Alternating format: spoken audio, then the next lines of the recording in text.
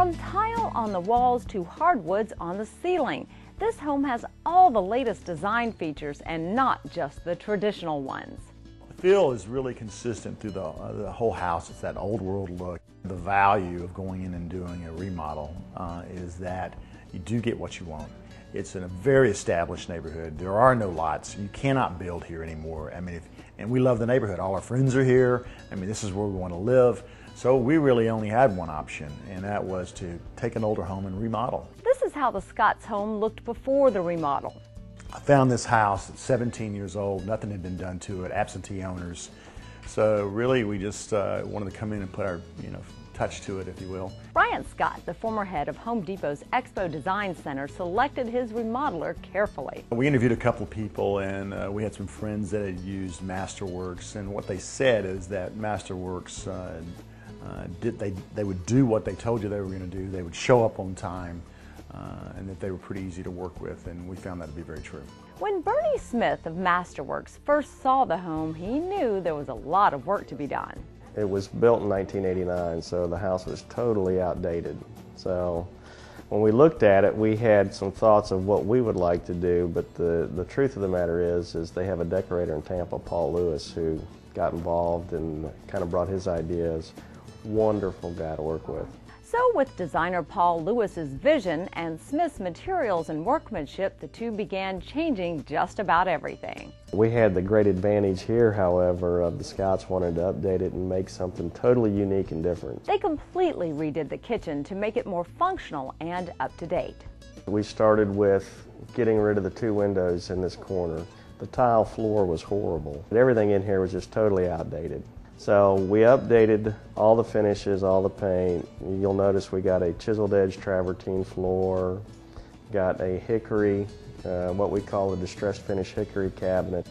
The island is a painted finish, and the perimeter of it is all stained. It's a nice cozy way to kind of recreate the kitchen. The challenge here in the library was to update the 1980s cabinets. My favorite room is the library. We left everything alone. We actually kind of faux painted everything and made it really pop. It's all paneled walls all the way up, and it's got a vaulted ceiling, so you got these high walls on two ends that go up.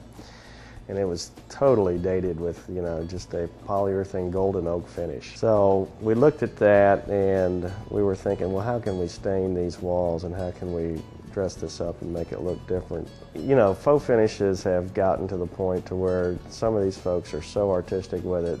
If you have a solid surface, you can show them a picture of anything in the world and they can duplicate it on that surface. The great room has a mix of materials you wouldn't expect. At first, when designer Paul Lewis wanted to put tile on the wall and hardwoods on the ceiling, Smith was skeptical. But as it came together, he loved it. Paul Lewis did a great job of mixing it up and making it very unique. So we put a pre-finished engineered floor down. It's like you're stepping into a whole different space, and you're in a whole different part of the world when you walk into this room. Smith likes this room so much, he brings clients in to see it. After seeing it, it's incredible. Smith also went to work in the foyer of the home, bringing it up to date. Changing the stone in the foyer, the floor, and changing the handrail and the balusters. They had the wood, classic wood, white painted pickets, and then we took and put the wrought iron balustrades in with the design and changed it up and stained the handrail to match the floors and finished it off like that. So really made a huge difference in how the house looks. And if you go look in the foyer and look up, there's like a little curved balcony that comes out that it really made it pop and come alive. The master bedroom got a few touch-ups and the master bath was completely renovated. Master bedroom was minimal. We just changed some of the light fixtures and did a little painting in there, and mainly it got decorated. We changed the flooring in there, of course, to the hardwood floors.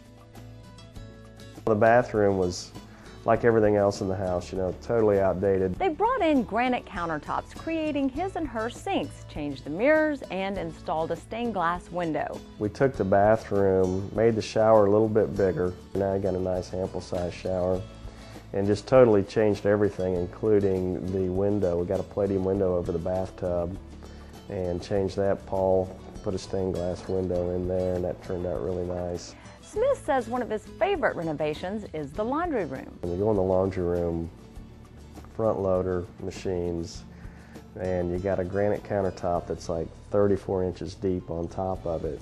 It is the best of both worlds. You're able to put your touch, your feel, your style on it, and you're able to stay in your neighborhood, you're able to stay close to your friends, and you get what you want. When we get done and leave, I want them to walk in the room and smile and say, I am so glad I did this. This is exactly what I wanted every day.